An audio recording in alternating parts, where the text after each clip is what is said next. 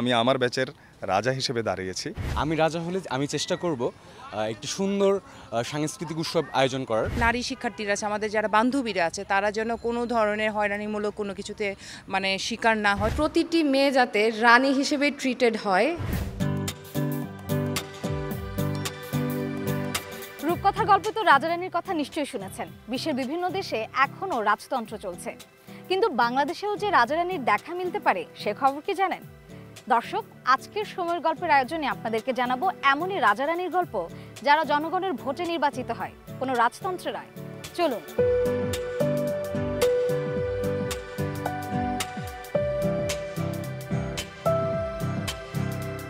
এবছর ৪৪তম ব্যাচের শিক্ষা সমাপনী অনুষ্ঠান হচ্ছে, তো তারাই আসলে ভোট দিবে, তারা নির্বাচন করবে যে রাজারানী কে হবে। তো আমাদের জুনিয়রদের জন্য এটা খুবই এক্সাইটেডমেন্ট একটা প্রোগ্রাম, আমরা অনেক মজা করে থাকি। প্রার্থী নির্বাচনের জন্য এই ব্যাপারটাও চ্যালেঞ্জিং, কারণ দেখা যায় যে সবাই মোটামুটি আমাদের বন্ধুবান্ধব এবং সবাই খুবই দুর্দান্ত মানুষ। দেখায় যে তারা সবাই দলগতভাবে সবাইকে নিয়ে থাকতে পছন্দ করে, তো এটা আমাদের জন্য খুবই চ্যালেঞ্জিং হয়ে ওঠে।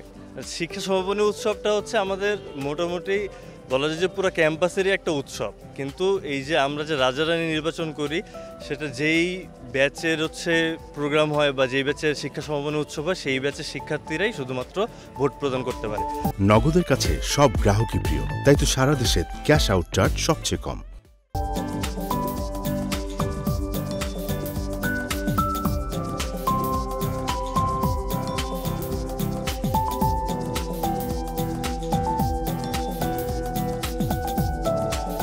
আমি শাকিল মাহমুদ মিহির, ৪৪তম আবর্তনের শিক্ষা সম্পন্ন অনুষ্ঠানের রাজা প্রার্থী।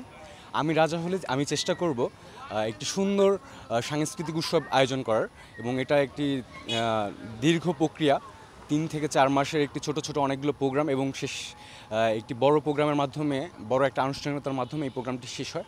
এবং আমাদের এটা নিয়ে অনেক বড় একটি প্ল্যান আছে। আমরা আমাদের জাহাঙ্গীরনগর বিশ্ববিদ্যালয়ের সেন্ট্রাল ফিল্ডে একটি বড় আয়োজন করতে চাই এবং পুরো বাংলাদেশকে দেখাতে চাই যে জাহাঙ্গীরনগর বিশ্ববিদ্যালয়ের সাংস্কৃতিক যে রাজধানীতে সাংস্কৃতিক চর্চাটা কত প্রবল, কত তীব্র। আমি ইশিকা, রানী পদপ্রার্থী। যেন আমাদের যারা নারী শিক্ষার্থীরা আছে, আমাদের যারা বান্ধবীরা আছে, তারা যেন কোনো ধরনের হয়রানিমূলক কোনো কিছুতে শিকার না হয়, সেই বিষয়টা আমরা খেয়াল রাখবো। আর আমরা বন্ধুরা সবাই মিলে, বন্ধু বান্ধবীরা মিলে সবাই মিলে একটা সুন্দর প্রোগ্রাম করব, এটাই হচ্ছে আমার চেষ্টা। জাহাঙ্গীরনগর বিশ্ববিদ্যালয়ের প্রায় ২৮ বছরেরও বেশি সময় ধরে যে ঐতিহ্যটা চলে আসছে, সেটা হচ্ছে শিক্ষা সমাপনী অনুষ্ঠান। তারই অংশ হিসেবে ৪৪ ব্যাচ এবার আয়োজন করতে যাচ্ছে শিক্ষা সমাপনী। তো তারই অংশ হিসেবে আমি আমার ব্যাচের রাজা হিসেবে দাঁড়িয়েছি। আর যদি রাজা হতে পারি তাহলে প্রতিটি বন্ধুকে নিয়ে আমার ব্যাচের এবং বিশ্ববিদ্যালয়ের সকল শিক্ষার্থীকে নিয়ে একটি সুন্দর শিক্ষা সমাপনী অনুষ্ঠান উপহার দেব, যার মাধ্যমে বিশ্ববিদ্যালয়েই শুধু নয়, বিশ্ববিদ্যালয়ের বাহিরে প্রতিটি জায়গায় একটি পজিটিভ ইমেজ তৈরি হবে জাহাঙ্গীরনগর বিশ্ববিদ্যালয়ের শিক্ষা সমাপনী অনুষ্ঠান নিয়ে। আমি রানী হওয়ার পর আমার ব্যাচ বা আমার সিনিয়র জুনিয়র যারাই আছে, প্রতিটি মেয়ে যাতে রানী হিসেবে ট্রিটেড হয় সেই ক্ষেত্রেই আমি কাজ করব। এবং জাহাঙ্গীরনগর বিশ্ববিদ্যালয়ের মেয়েদের আলাদা করে কিছু ইমেজ ক্রিয়েট করেছে বা সময় সময় ক্রিয়েট হয়েছে, সেই ট্যাবুগুলা বা সেই ভুল ধারণাগুলো যাতে মানুষের ভাঙে, সেক্ষেত্রে আমি সবসময় কাজ করতে চাই। নগদের কাছে সব গ্রাহকই প্রিয়, তাই তো সারা দেশে ক্যাশ আউট চার্জ সবচেয়ে কম।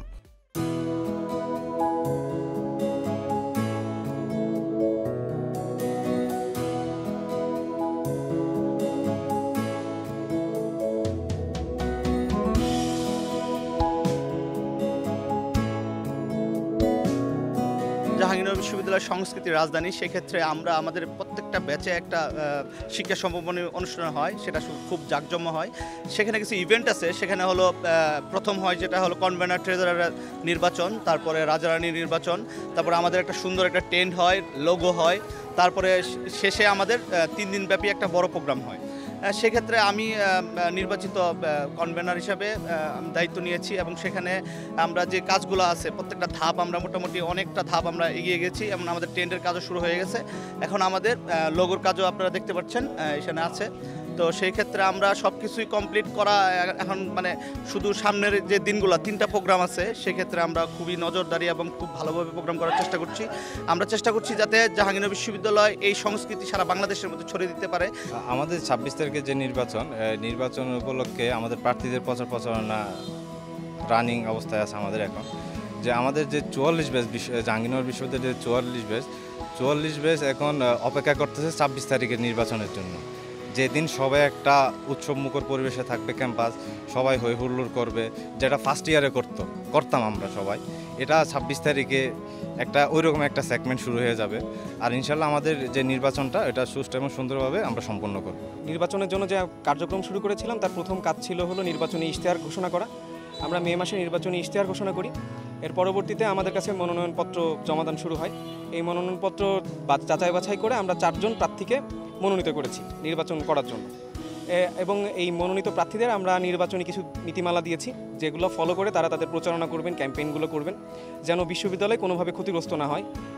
বিশ্ববিদ্যালয়ের অন্য ব্যাচগুলো এবং শিক্ষক যারা আছেন তাদের মাইকিং বা সাউন্ড বক্স কোনো পলিউশনের মাধ্যমে তারা যেন তাদের শিক্ষা কার্যক্রম বাধাগ্রস্ত না হয়। আর এর পাশাপাশি আমরা এখন যেটা করছি যে খুব দ্রুত সময়ের ভিতরে আমাদের নির্বাচনের ডেট ঘোষণা করা আছে। 26 জুলাই আমাদের নির্বাচন।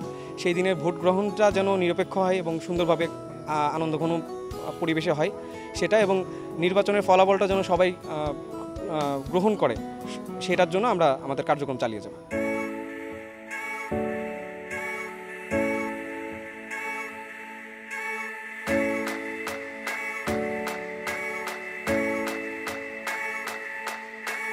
জাহাঙ্গীরনগর নির্বাচনের শিক্ষা সমাপনী উৎসবের রাজারানী নির্বাচন একটি বড় ভূমিকা পালন করে থাকে। আমরা এর আগের ব্যাচগুলো দেখে আসছি। আমাদেরও 4 জন, আমরা 44তম আবর্তনের 4 জন ক্যান্ডিডেট পেয়েছি। তাদেরকে আমরা সবাই আমাদের বন্ধু বান্ধবী, তাদের যে কোনো একজনকে আমাদের বেছে নিতেই হবে, যদিও সবার সাথে আমাদের ভালো সুসম্পর্ক সারা জীবন বজায় থাকবে। জাহাঙ্গীরনগরের শিক্ষা সমাপনী উৎসব এটা একটা ট্র্যাডিশন, আর এই ট্র্যাডিশনের মধ্যে আমরা বেছে নেই কে হবে আমাদের রাজা, কে হবে আমাদের রানী। এই শিক্ষা সমাপনী অনুষ্ঠানটাকে ঘিরে সবসময় নানান জটিলতা তৈরি হয়। সেক্ষেত্রে আসলে আমরা এমন দুজনকেই নির্বাচন করতে চাই যারা আসলে ওই বিষয়গুলো মাথায় রাখতে পারবে, যে এই বিষয়গুলো আমাদের ঠিক করা উচিত না, কিংবা যেগুলো আমরা করলে আরেকটু সুন্দরভাবে জিনিসটাকে গুছাইতে পারি।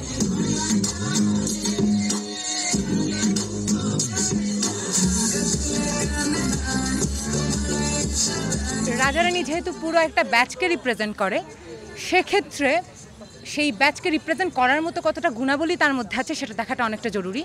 আমাদের যখন প্রোগ্রাম হয় তখন পারফরমেন্স থাকে, নাচ থাকে, গান থাকে, প্লাস স্পন্সরশিপের অনেক ব্যাপার থাকে। তো সেই জায়গা থেকে একজন দক্ষ এবং মেধাবী এবং পরিশ্রমী আমরা এরকম রাজারানী আসলে চাই।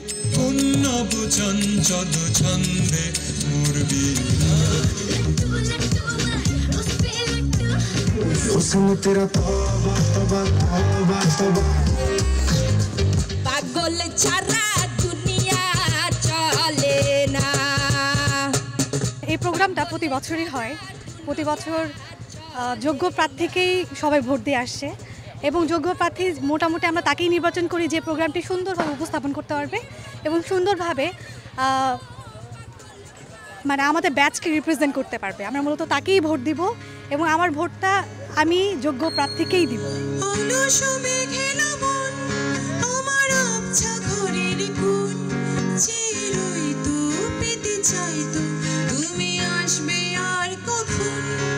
জাহাঙ্গীরনগর বিশ্ববিদ্যালয়ের এবারের শিক্ষা সমাপনী উৎসবে কে হবে রাজা, কে হবে রানী, তা জানতে হলে অপেক্ষা করতে হবে 26 জুলাইয়ের নির্বাচনের পরবর্তী চূড়ান্ত ফলাফল ঘোষণা পর্যন্ত। তবে নির্বাচনে যাই হোক না কেন, একটি সুষ্ঠু সুন্দর শিক্ষা সমাপনী উৎসব উপহার দেওয়ার জন্য প্রতিজ্ঞাবদ্ধ রাজা রানী প্রার্থীরা সহ সংশ্লিষ্ট সকলেই। মার্জিয়া শ্রেয়া, সময় সংবাদ, ঢাকা।